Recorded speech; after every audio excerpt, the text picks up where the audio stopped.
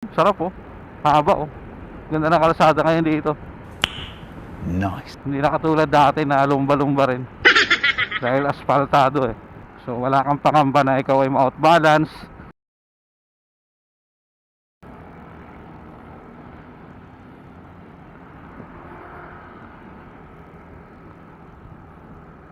Dito sa side na to maganda yung kalsada dito, pang concrete na. Dati dito lumba-lumba rin eh, parang C5. Talaga sinemento na dito. Dapat ganito, no? Kasi pag asfalto nagiging lumba-lumba eh, kasi siyempre lumalambot. Gluta. Sayang gluta. Ano pa? Ay, wala akong to.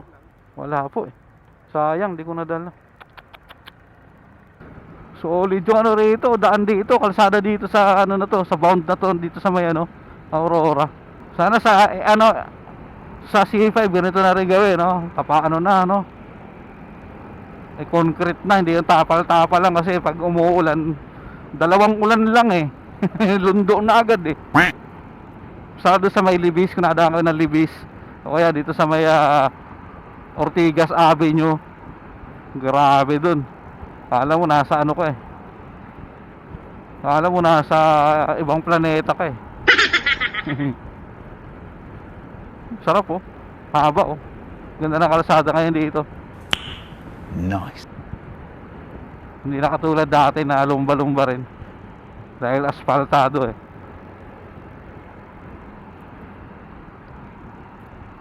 So wala kang pangamba na ikaw ay ma-out balance. Sa kabila hindi pa masyado eh. Medyo pangit pa eh. Dito tayo kasi nakagugluta tayo eh.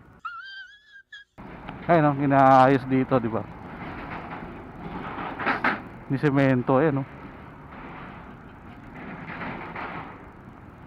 Sementado. Hindi siya asfalto. Yan ganyan. Sulit, no? Yan, ganito dati oh. Ganito dati eh. Lumba-lumba. Yan, ganito dati. Magkakaiba. Pag asfaltado.